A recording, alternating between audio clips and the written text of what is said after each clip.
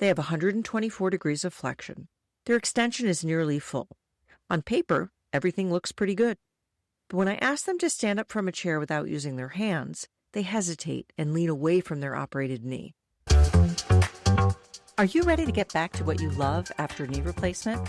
The Total Knee Success Podcast is your trusted guide with practical tips, evidence-based strategies, and no fluff.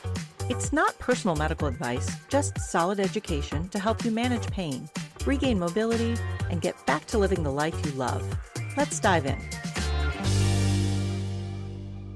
Welcome back to the Total Knee Success Podcast. I'm Michelle. In the early weeks after knee replacement, most conversations revolve around numbers. How many degrees of bend do you have? How straight can you get your knee? How many weeks post-op are you? How many therapy visits have you completed? Those numbers can be helpful. They give us reference points. They allow surgeons and therapists to monitor progress. But if you've ever found yourself wondering, am I truly on track? You may already sense that numbers alone don't tell the whole story. By the end of this episode, you'll have clarity about what truly defines success after total knee replacement and how to evaluate your progress in ways that reflect real strength, function, and everyday life. Because it is not just about what the numbers say, it's about how you move through your world. And before we go any further, if you're in the early stages of preparation and feeling uncertain, I want you to know you're not behind just because you feel unsure.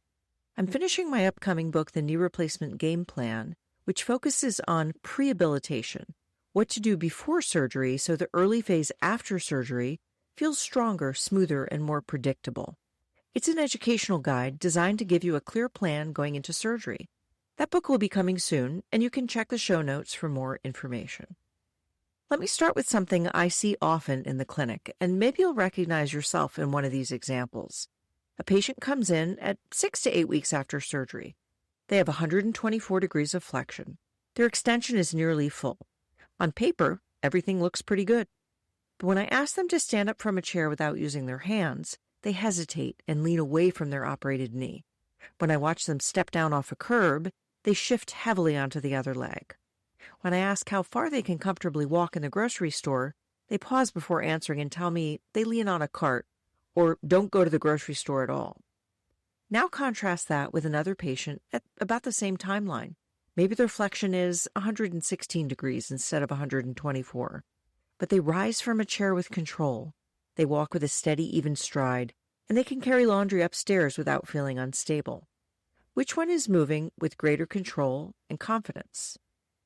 If we define success only by range of motion and timelines, we miss the broader picture. A recent longitudinal systematic review examining physical function after total knee arthroplasty emphasized that pain reduction and physical function are the outcomes patients prioritize most. The authors also highlighted a disconnect between surgical success metrics and what patients actually experience in daily life. Surgery can be technically perfect, alignment can be ideal, range of motion can meet expected targets. Adequate mobility, especially full extension and functional flexion, is foundational after knee replacement. Yet even when those targets are met, patients may still feel uncertain if everyday activities remain challenging. Structural restoration creates the platform for long-term joint health. Proper alignment, adequate extension, and balanced mechanics influence load distribution across the implant and the surrounding joints, and those elements support durability over time. But structure alone does not guarantee confident movement. Strength, symmetry, and motor control determine how effectively you use that platform in daily life. True success integrates both sound biomechanics that protect the joint and functional capacity that allows you to live well on it. So what actually defines success? It can look slightly different for each person, and I would argue it should be. You're an individual, and you get to decide what's important to you. But I've put together a short list of areas I believe will be helpful as you evaluate your own progress. Here's how I tend to frame it when I'm guiding patients. First, strength. Not just the ability to contract your quadriceps while lying on a table, but the ability to generate and control force during movement. We know that quadriceps weakness after knee surgery is common and can persist if not specifically addressed. In their 2024 clinical commentary, on neuromuscular electrical stimulation, our hosts and colleagues revisited how quadriceps activation deficits limit recovery after knee surgery, including total knee arthroplasty. They emphasized that inadequate muscle activation can undermine postoperative outcomes if not treated with sufficient intensity. And often neuromuscular electrical stimulation, or NMES, is what people need. If you want to understand how NMES can help you regain strength after surgery, check out episode 40 of this podcast. Strength influences how you climb the stairs in your home when you're carrying a laundry basket, how you lower yourself into a restaurant booth without grabbing the table, how steady you feel stepping off a curb in a busy parking lot. Mobility opens the door to these activities, but strength and control determine how well you move through them. A knee that bends 120 degrees but lacks strength under load will not feel secure in those moments that actually shape your day. The second area of progress is function. Not just isolated movements, but tasks that mirror daily activity. Several patient-reported outcome measures are used in knee osteoarthritis and total knee arthroplasty research. You may hear about the Knee Injury and Osteoarthritis Outcome Score, or KOOS, along with shorter versions such as the KOOS-12 or the KOOS-JR, which are knee-specific questionnaires commonly used in surgical registries and hospital systems. These tools focus more directly on knee pain, stiffness, and knee-related function. In outpatient rehab, another commonly used tool is the Lower Extremity Functional Scale, originally developed by Binkley and later evaluated in older adults after total knee arthroplasty by Rausch and colleagues in 2024. The LEFS asks about activities such as walking, squatting, stair negotiation, and standing tolerance.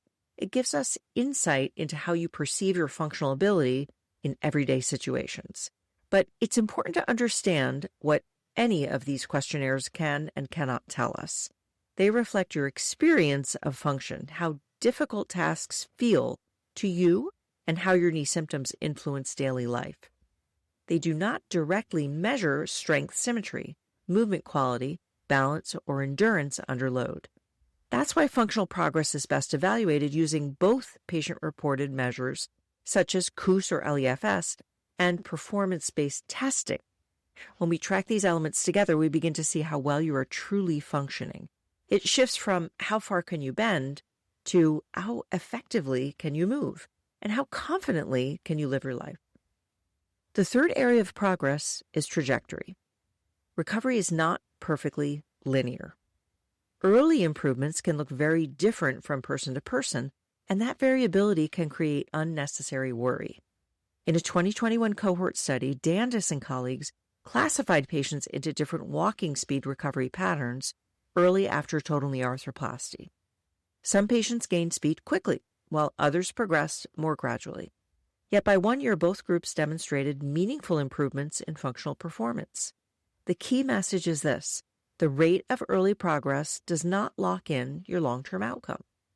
So if you feel slower than expected at 6 weeks or 2 months, that feeling alone does not predict where you will be at 12 months. Improvement unfolds over time, and early differences often narrow as strength and endurance build. The fourth area of progress is participation in real-life activity, which builds on that trajectory. Strength and range of motion created in therapy are only the foundation. A recent study examining adherence to prescribed daily step goals after total knee replacement found that only about half of participants consistently met or exceeded the targets. This highlights something practical. Progress depends not only on what happens during appointments, but on how much purposeful movement you accumulate across your day. Walking in your neighborhood, moving around your home, running errands, and gradually increasing activity volume are what transform early gains into durable function. In other words, trajectory improves when daily activity reinforces the work done in your physical therapy sessions. Walking in your neighborhood without scanning constantly for the nearest bench. Shopping without calculating how far it is back to the car. Gardening without worrying about whether you can stand back up. Visiting friends without planning your exit strategy around stairs. These activities represent true integration of your new knee into your life, not just improvement on a chart. And remember, not everyone starts at the same baseline, and success is not identical for every person. It is contextual. Research shows that patterns of functional improvement differ across patient populations. A recent scoping review examining sociodemographic differences in short-term physical function outcomes after hip and knee arthroplasty in the United States found persistent differences in functional outcomes across race, sex, and socioeconomic groups during the early months after surgery. The key takeaway is that outcomes are influenced by more than surgical technique or therapy frequency. Baseline health, access to care, and social context all shape how function improves over time. That means success cannot be defined by a rigid timeline or compared casually across individuals.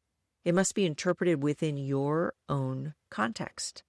Meaningful improvement reflects change that is noticeable and relevant to you, not just statistical change, not just clinician-observed change. So how can you evaluate your own progress more clearly? Start by asking yourself a few questions.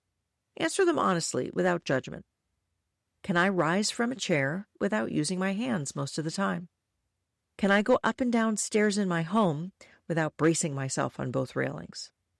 Can I walk through a grocery store and still feel steady when I reach the checkout line? Can I carry something moderately heavy, a bag of groceries, a small suitcase, without shifting all of my weight onto the other leg? Do I feel more confident this week than I did 2 weeks ago? These questions reflect strength, endurance, balance, and confidence. Balance in particular is often underappreciated. After knee replacement, sensory input from the joint changes. Muscles adapt. Coordination must be retrained. Studies show that more comprehensive balance measures are more responsive than simpler tools in detecting functional changes over time. This means balance improvement is measurable, trackable, and trainable. When my patients tell me, I don't trust my knee yet, they're often describing balance and motor control challenges rather than range of motion deficits. Motor control also influences pain and function. How you move influences how you feel. So let's talk briefly about timelines. Many patients come in with an internal clock ticking.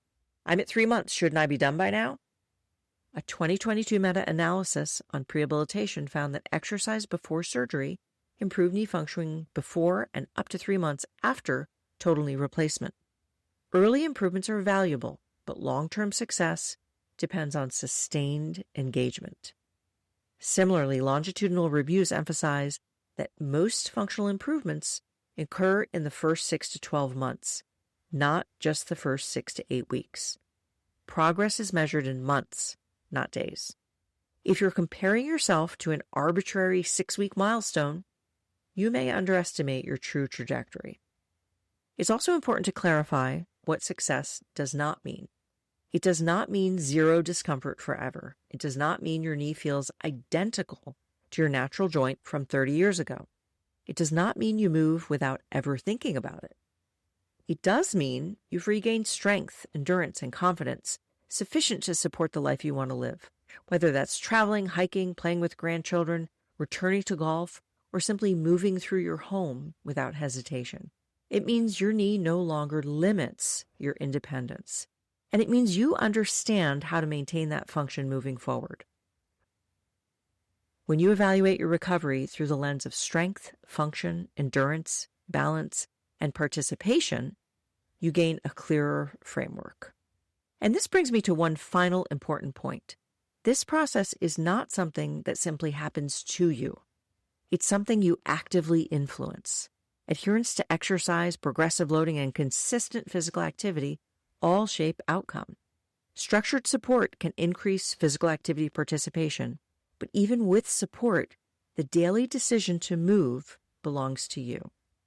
You move from asking, is my bend enough, to asking, can I live the way I want to live, and what am I going to do about it? In the next episode, we're going to take this one step further. We'll talk specifically about strength benchmarks after knee replacement and answer the question many of you might ask, how strong is strong enough? We'll break down quadriceps strength thresholds, what your sit-to-stand and stair-descent ability really tell us, and why single-leg control is one of the clearest indicators of functional recovery. If you're ready to move beyond basic milestones and understand what real performance looks like, that conversation will give you a clear roadmap. I'm Michelle. Thanks for joining me. This has been the Total Knee Success Podcast. This podcast is for educational purposes only.